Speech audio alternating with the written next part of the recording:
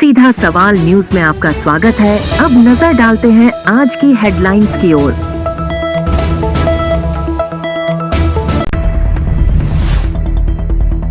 दूषित पानी से बेगू में उल्टी दस्त का कहर। पीने के पानी की पाइपलाइन में लीकेज। 2 दर्जन से ज्यादा लोगों की बिगड़ी तबीयत। शिक्षक नेता के वायरल वीडियो के मामले में ग्रामीणों का आक्रोश। बर्खास्तगी के आदेश पर न्यायालय की रोक, ग्रामीणों ने लगाया राजनीतिक संरक्षण का आरोप। आपसी रंजिश में चाकू घोंपकर युवक की हत्या, हमले में भाई घायल। राणा पुंजा की आदिवासी वेशभूषा में प्रतिमा के लोकार्पण का विरोध। राजपूत समाज ने कहा बर्दाश्त नहीं होगा इतिहास का विकृतीकरण। अब खबर विस्तार से। चित्तौड़गढ़ जिले के बेगू उपखंड मुख्यालय के नगर पालिका इलाके में एक वार्ड में पानी की पाइपलाइन में हुए लीकेज के चलते गंदा पानी घरों में पहुंचने से 2 दर्जन से ज्यादा लोगों की तबीयत बिगड़ गई। वहीं अस्पताल में उल्टी दस्त से पीड़ित के भर्ती मरीजों में से एक बुजुर्ग की मौत होने की जानकारी सामने आई है। हालांकि अधिकारियों ने इसकी पुष्टि नहीं की है। फिलहाल चिकित्सा विभाग की टीम ने घर घर जाकर सर्वे किया है। वहीं जलदाय विभाग ने लीकेज को बंद करने की कार्यवाही की है। जानकारी के अनुसार बीते 3 दिनों से लगातार बेगू चिकित्सालय में उल्टी और दस्त के मरीजों की संख्या बढ़ रही थी। वहीं मरीज गंभीर भी हो रहे थे। इसे देखते हुए चिकित्सा विभाग द्वारा सर्वे करवाया गया, जिसमें नगर पालिका क्षेत्र के वार्ड 25 में पानी की पाइपलाइन फूटी होने और उसके चलते नाली का पानी पहुंचने की जानकारी मिली, जिस पर जलदाय विभाग के अधिकारियों को सूचित किया गया और अधिकारियों ने लीकेज को बंद करवाया। उसके बाद विभाग की टीम में सर्वे किया। अब तक चिकित्सालय में 25 से ज्यादा मरीज पंजीकृत हो चुके हैं, जिनका उपचार किया गया। वहीं 4 मरीज अभी भी उपचार ले रहे हैं। इसी के साथ लक्षणों के आधार पर घरों में भी विभाग की टीम उपचार कर रही है। इसी दौरान यह भी सामने आया कि वार्ड 25 धूलखेड़ा निवासी 70 वर्षीय शंकर लाल को 16 मई को बेगू चिकित्सालय में भर्ती करवाया गया, जिसे उल्टी दस्त की शिकायत थी। हालत गंभीर होने पर चित्तौड़गढ़ रेफर किया गया, जहां उसकी मौत हो गई। लेकिन विभाग के अधिकारी लिखित से लेकर मरीजों की पुष्टि कर रहे हैं। वहीं इस मौत को लेकर अधिकारियों द्वारा पुष्टि नहीं की जा रही है। बेगू कस्बे के धूलखेड़ा वार्ड में गंदे पानी की शिकायत प्राप्त हुई थी। इसके तुरंत बाद हमारी कनिष्ठ और सहायक अभियंता मौके पर पहुंचे और उन्होंने वहाँ जो लीकेज वगैरह थे कनेक्शन पाइप में, उनको तुरंत ठीक करवाया। और उसके बाद जो भी हमें प्रिवेंटिव मेजर्स लेने थे, जैसे सुपर क्लोरिनेशन, और फिर उसके बाद हमने जो टैंकर से भी सप्लाई शुरू कर दी है। और गांव वालों को, जो वार्ड वाले हैं, उन लोगों को समझाइश की, उनके साथ समझाइश की, उनको बताया कि अभी क्योंकि लाइन में कंटेमिनेशन है, इसलिए आप जो पानी है टैंकर द्वारा जो सप्लाई हो रही है उसी को काम में लें। और इसी क्रम में लगातार हमारी टीम कार्रवाई कर रही है।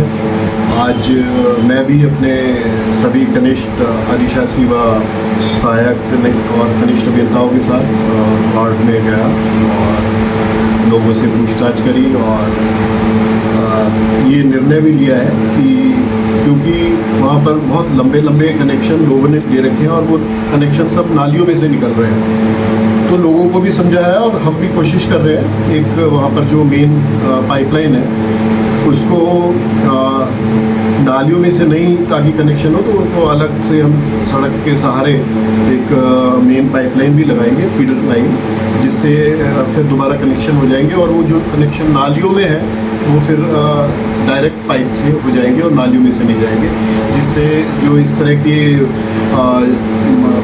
पेयजल आपूर्ति प्रदूषण की जो शिकायतें आ रही हैं वो नहीं आएंगी। हमारा पूरा प्रयास है आने वाले दिनों में हम इस समस्या का निराकरण कर देंगे। सायंकाल में हमारे पास जिला चिकित्सालय में कुछ सामान्य से ज़्यादा मरीज उल्टी, दस्त और पेट दर्द के आना और भर्ती होना उनका पाया गया। तो हमने उसके बाद चिकित्सा विभाग की जो रैपिड रेस्पॉन्स टीम है उसके द्वारा हमने घर जाके सर्वे किया, 4 टीमें बनाई गई और घर जाके सर्वे के दौरान हमें पाया गया कि लगभग 20 से 25% दिनांक 17 को उल्टी दस्त से ग्रसित पाए गए। और साथ में ही सर्वे के दौरान हमें पाया गया कि जो पाइपलाइन जो निकल रही थी वो टूटी हुई थी नालियों के अंदर से। तो हमने इसकी सूचना संबंधित विभाग नगर पालिका उनको सूचना दी और उन्होंने तुरंत एक्शन लेते हुए उस लीकेज को बंद कर दिया। और हमारी चिकित्सा विभाग की टीमें 4 टीमें बना रखी वर्तमान में, जो सुबह शाम घर सर्वे कर रही हैं। और उन टीमों में जो भी हल्के बीमार के लक्षण पाए जा रहे हैं उनको घर पर ही उपचार किया जा रहा है, और जो भी अपने को गंभीर स्थिति में लग रहा है उनको तुरंत चिकित्सालय में भर्ती कराया जा रहा है और उनका उपचार जारी है। अभी सामान्य स्थिति की तरफ अग्रसर है। 2-4 मरीज और आज की तारीख में नए आए हैं, उनका उपचार जारी है। जिले के गंगरार थाना इलाके में सालेरा राजकीय उच्च प्राथमिक विद्यालय के जनवरी माह में शिक्षक और शिक्षिका के वायरल वीडियो को लेकर एक बार फिर आक्रोश व्याप्त हो गया है। राज्य सरकार द्वारा बर्खास्त किए गए शिक्षक के सरकार के आदेश पर न्यायालय द्वारा रोक लगाए जाने के बाद ग्रामीणों ने डबल बेंच में मामला ले जाकर शिक्षक को बर्खास्त करवाने की मांग ग्रामीणों ने की है। वहीं न्यायालय से आदेश प्राप्त करने को लेकर ग्राम पंचायत के प्रशासक के फर्जी हस्ताक्षर कर ग्राम पंचायत के कुटरचित दस्तावेज तैयार करने के मामले में अलग से कार्रवाई की मांग की है। दरअसल सालेरा राजकीय उच्च प्राथमिक विद्यालय में पदस्थापित शिक्षक नेता अरविंद नाथ विकास और महिला शिक्षिका का अश्लील वीडियो वायरल हुआ था। इसके बाद सरकार ने शिक्षक अरविंद नाथ व्यास और शिक्षिका को बर्खास्त कर दिया। इसके बाद शिक्षक द्वारा उच्च न्यायालय में वाद प्रस्तुत किया गया, जिसका निर्णय अरविंद व्यास के पक्ष में आया, किसके लिए पंचायत के प्रशासक और अन्य लोगों के शपथ पत्र प्रस्तुत किए गए, जिसकी जानकारी मिलने पर ग्रामीण आक्रोशित हो गए। वही ग्राम पंचायत के प्रशासन ग्राम पंचायत का फर्जी लेटर पैड और उनके फर्जी हस्ताक्षर होने की शिकायत थाने में दर्ज करवा दी। इसके बाद ग्रामीण कलेक्ट्रेट पहुंचे और सरकार द्वारा राजनीतिक दबाव में अरविंद नाथ व्यास के विरुद्ध सही ढंग से पक्ष नहीं रखना और डबल बेंच में सरकार की ओर से वाद दायर करने की मांग का ज्ञापन मुख्यमंत्री के नाम सौंपा। वही फर्जी शपथ पत्र प्रस्तुत करने को लेकर ग्रामीणों ने अलग से कानूनी कार्रवाई करने की मांग की है। इस दौरान बड़ी संख्या में ग्रामीण और महिलाएं मौजूद रही। मैं ग्राम पंचायत आजुलियाखेड़ा का सरपंच हूँ। क्या है मामला? मामला है कि साहब पिछले दिनों हमारे विद्यालय के सालेरा विद्यालय के अंदर एक शिक्षक के द्वारा एक एक अश्लील वीडियो वायरल हुआ था। उसके बारे में सस्पेंड भी कर दिया था उसको, और अभी वो सुनने में आया कि मेरे लेटर पैड द्वारा जो उसने लिख करके कहीं जोधपुर हाई कोर्ट लगाया है और कोई शिक्षा विभाग में दिया है, जिसकी जानकारी मुझे नहीं है। मेरे साइन वगैरह सारी फर्जी हैं। उसके बारे में मैंने कल गंगरार थाने के अंदर केस भी किया है और उसकी कॉपी मैंने एसडीएम साहब को भी दी है और उसकी पुलिस कार्रवाई कर रही है और ऑनलाइन हो चुका है केस। और आज हम सभी गाँव वासी मिलकर हम थाने यहाँ कलेक्टर साहब का आए हैं ज्ञापन देने के लिए कि अरविंद दास को सख्त से कार्रवाई की जाए और उसने झूठे जो कागज बनाए हैं उसकी भी कार्रवाई करके उनको सबको जेल में डाला जाए। किसके खिलाफ रिपोर्ट दर्ज हुई है? अरविंद जी व्यास के जो अध्यापक था। ये दिनेश भट्ट कौन है? दिनेश भट्ट को मैं नहीं जानता। क्या मांग सरकार से करते हैं? हमारी यही मांग है कि सर जो सालेरा के अश्लील वीडियो कांड जो वायरल हुए हैं ना, उसके अंदर मेरे गांव वालों ने कुछ लोगों ने फर्जी या उनके फर्जी साइन मान लो या कैसे भी फर्जी कुछ भी मान लो, उनके जो आगे कोर्ट के पास पेश हुए हैं ना वो सारे फर्जी है। गांव पूरा एक तरफ है। ऐसे आदमी दुष्ट आदमी को सजा मिलनी चाहिए और उसकी जो बर्खास्तगी थी वो बर्खास्ती होनी चाहिए। सरकार इसको डबल मैच पे लेवे, पूरी कार्रवाई करे और जिन लोगों के जो दस्तावेज है वो अगर फर्जी है तो उस फर्जी के लिए अरविंद व्यास के ऊपर और मुकदमा दर्ज करे। जो कुछ दिनों से चल रहा है वो आपको क्या पूरे राजस्थान को पता है। जो मामला हुआ सालेरा गांव में, जो सब उस मामले ऊपर सरकार ने बर्खास्त भी कर दिया, लेकिन कुछ न कुछ कहीं सरकार की कमी हो, जो कमी रखी उसका खाना पूर्ति में जो वापस वो बेहाल हो गया। तो मैं एक ही मांग करना चाहता हूँ सरकार से, अगर ये फिर वापस अगर जांच हो, उस जांच के अंदर वापस पुण्य जांच करके जांच सही जांच करके उनको बर्खास्त किया जाए और डबल एजी में लेके सरकार खुद पेश करे इस कागज को। रही दूसरी बात, गाँव के कुछ लोगों ने वापस लिख के दिया कि ये जो अध्यापक है वो गलत नहीं है और दस्तावेज जारी किए, ये दस्तावेज सही है या गलत है इसकी भी जांच की जाए। और मैं और सभी ग्रामवासियों से हाथ जोड़कर निवेदन करना चाहता हूँ। कुछ लोगों ने बोल भी रखे कि अगर हमारी ये जांच सही तरीके नहीं होगी तो हम आजुलियागढ़ ग्राम का पानी बंद करेंगे। तो इन गाँव वालों को हाथ जोड़ कर निवेदन करता हूँ कि आप ये चीज़ें नहीं करके और जो गलत है उनके गलत के ऊपर कानूनी कार्रवाई करावे, यही मेरा कहने का मतलब है। चित्तौड़गढ़ शहर के कोतवाली थाना इलाके में रविवार रात को आपसी रंजिश में युवकों के 2 गुटों में भिड़ंत हो गई। इसमें एक गुट ने चाकू से हमला कर दिया। इसमें एक युवक की हत्या कर दी, वहीं दूसरा घायल हो गया। वारदात के बाद परिजनों में खासा आक्रोश दिखाई दिया। पुलिस ने सोमवार को शव का पोस्टमार्टम करवा परिजनों को सौंप दिया। वहीं 3 आरोपियों को नामजद किया है, जिनकी गिरफ्तारी के प्रयास किए जा रहे हैं। चित्तौड़गढ़ के कोतवाली थानाधिकारी भवानी सिंह ने बताया कि रविवार रात को करीब 10 बजे यह वारदात हुई। कलेक्ट्री चौराहे पर पंचायत समिति के बाहर कुछ युवक आपस में झगड़ रहे थे। इस दौरान एक युवक शोभित पुत्र सुरेश चंद्र रजक पर चाकू से ताबड़तोड़ वार कर दिए। बाद में आरोपित मौके से फरार हो गए। मौके पर मौजूद लोगों ने शोभित को घायलावस्था में जिला अस्पताल पहुंचाया। साथ ही कोतवाली थाना पुलिस को भी सूचना दी गई। देर रात उपचार के दौरान शोभित की मौत हो गई। इसके शव को रात में जिला चिकित्सालय की मोर्चरी में रखवाया। वहीं सूचना मिलने के बाद कोतवाली पुलिस जिला चिकित्सालय पहुंच गई थी, लेकिन मरने से पूर्व उसके बयान नहीं हो सके। सूचना पर सोमवार सुबह जिला चिकित्सालय में मृतक के परिजन और रिश्तेदार बड़ी संख्या में एकत्रित हो गए। यहां आरोपियों की गिरफ्तारी की मांग की गई तथा घटना को लेकर आक्रोश जताया। पुलिस ने उचित कार्यवाही का आश्वासन दिया। बाद में सोमवार को ही पुलिस ने हत्या का मामला दर्ज कर शव पोस्टमार्टम करवा मृतक के परिजनों को सौंप दिया है। वहीं 3 युवकों पर हत्या का मामला दर्ज कर आरोपियों की तलाश में दबिश दी जा रही है।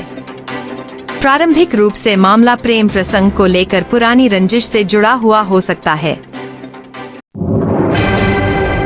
चित्तौड़गढ़ जिले के भूपाल सागर क्षेत्र में महाराणा प्रताप और राणा पुंजा की प्रतिमा के लोकार्पण से पहले ही विरोध शुरू हो गया है। आदिवासी वेशभूषा में प्रतिमा स्थापित किए जाने को लेकर राजपूत समाज ने ज्ञापन सौंपकर राणा पुंजा के राजपूत सोलंकी वंश के वंशजों के साथ आदिवासी वेशभूषा में प्रतिमा नहीं लगाने की मांग की है। जानकारी के अनुसार बड़ी संख्या में राजपूत समाज के लोग कलेक्ट्रेट पहुंचे, जहां राणा पुंजा को इतिहास के विकृतीकरण के कारण आदिवासी बताए जाने का विरोध किया है। उनके वंश के 16वीं पीढ़ी के वंशज की पुत्रवधू कृष्ण का वर्णन है। रहेगी राजनीतिक पार्टियां अपने फायदे के लिए गलत तथ्यों के इतिहास के आधार पर यह प्रतिमा स्थापित कर रही है और यह लंबे समय से दोनों पार्टियों करती आई है। इसे लेकर उन्होंने उच्चतम न्यायालय में भी बात दायर किया है और अब यह प्रतिमा स्थापित किए जाने का विरोध करते हैं।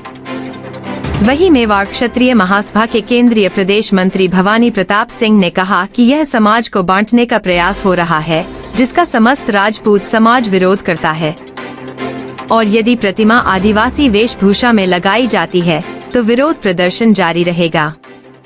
इस दौरान सहदेव सिंह नारेला, लक्ष्मण सिंह सोलंकी, कुलदीप सिंह डाबला, तेजपाल सिंह, नरपत सिंह, करणी सेना के राशमी तहसील के अध्यक्ष भरत सिंह सहित बड़ी संख्या में राजपूत समाज के लोग मौजूद रहे। उल्लेखनीय है कि महाराणा प्रताप और राणा पूजा की प्रतिमा का लोकार्पण 29 मई को प्रदेश के मुख्यमंत्री भजनलाल शर्मा द्वारा किया जाना पर प्रस्तावित है। सोलंकी के जो 16वें वंशज है राणा मनोहर सिंह जी पानरवा, उनकी पुत्रवधू हूँ और ये जो भोपाल सागर में 29 मई को महाराणा प्रताप के साथ में राणा पुंजा जी की भील वेशभूषा में मूर्ति लगाई जा रही है, हम सभी आज उसका विरोध करने के लिए एकत्रित हुए। ये कब से लोग पहले तो जानकारी के अभाव में, अभी राजनीति के कारण प्रेरित होकर और ये इस तरह से इतिहास विकृतीकरण कर रहे हैं, जबकि है ना काफ़ी समय से है ना इस पर कार्रवाई हो रही है। अभी हमने कोर्ट में भी केस है ना राणा साहब मनोहर सिंह जी ने दाखिल कर दिया है। जो लोग है ना राणा पुंजा जी को भील करके और दुष्प्रचार कर रहे हैं उनके खिलाफ। इवन महाराणा साहब महेंद्र सिंह जी मेवाड़ जो पूर्व महाराणा थे, उन्होंने भी है ना 97 में है ना राष्ट्रपति महोदय को भी इस संबंध में इतिहास विकृतीकरण के लिए विरोध किया था। डॉक्टर बलवंत सिंह जी मेहता जो संविधान निर्मात्री सभा के है ना अध्यक्ष रहे, सदस्य रहे हैं, उन्होंने भी है ना राणा पुंजा जी को भील बताए जाने का विरोध किया था। काफ़ी इतिहासकार देवीलाल जी पालीवाल, राजशेखर व्यास, सारे लोग है ना राणा पुंजा जी को भील बताने का और मेवाड़ के इतिहास को विकृत करने का इतने लंबे समय से विरोध करते आए हैं। लेकिन जो राजनीति से प्रेरित लोग हैं वो अपनी राजनीति के चक्कर दो समुदाय में आपस में लड़ाने का और सद्भाव जो वर्षों से सदियों से चला आ रहा है उसको खराब कर रहे हैं। हमने अब तक सोचा कि शायद जानकारी का अभाव है, लेकिन अब जो काफ़ी समय से परिवार के द्वारा लंबे समय से सारे जो दस्तावेज हैं, सारे डॉक्यूमेंट शेयर किए जा चुके हैं। इवन हमारे पास में 1575 के आसपास क्या मांग करते हैं आप? शिलालेख भी है, जिसे भी है ना अभी आप मांग क्या करते हैं? कांग्रेस में सरकार क्या मांग कर रहे हैं? हमारी ये मांग है कि जो राणा पुंजा जी का सही इतिहास है वो सोलंकी राजवंश परिवार से है, जो कि अनिल वाला पाटन से आए। उनको सही वेशभूषा में, क्षत्रिय वेशभूषा में और उनका सोलंकी लगा के और उनकी मूर्ति लगाई जाए और इस प्रकार से उनका इतिहास नहीं विकृत किया है। क्या नाम है आपका? मैं भवानी प्रताप सिंह ताना, केंद्रीय महामंत्री मेवाड़ क्षत्रिय महासभा संस्थान उदयपुर। सर किस तरह का विरोध है, क्या मांग है? ऐसा है, मूर्ति स्थापना की मंशा के पीछे जो मेवाड़ में जाति वैमनस्य फैलाने का प्रयास किया जा रहा है उसका मेवाड़ क्षत्रिय महासभा और समस्त क्षत्रिय संगठन पुरजोर विरोध करते हैं। आपको लगानी मूर्ति, आप वो क्षत्रिय थे, सोलंकी राजपूत थे, उनकी वेशभूषा में लगाई है, उनका परिवार साथ खड़ा है, उनसे पूछिए, क्षत्रिय समाज से पूछिए कि उनकी क्या वेशभूषा थी। मेवाड़ गजेट जो प्रकाशित हुआ था या मेवाड़ का संविधान जब भारतीय संविधान में मर्ज हुआ उस समय क्लियर लिखा हुआ है कि पानरवा सोलंकी ठिकाना था। तो क्या जो मेवाड़ संविधान आपने मर्ज किया वो गलत है? उससे ऊपर उठ के आप बात करेंगे? ये देश का कौन सा कानून बात कर रहा है? आप किसी के पूर्वजों को इस तरीके से आप प्रदर्शित नहीं कर सकते हो अपनी जाति। विरोध के बाद यदि सरकार नहीं सुनती तो क्या निर्णय रहेगा? देखिए, हमारा विरोध उनकी वेशभूषा से है और ये विरोध जारी रहेगा। अगर सरकार नहीं सुनती है तो हम बात आगे तक पहुंचाएंगे और विरोध जारी रहेगा।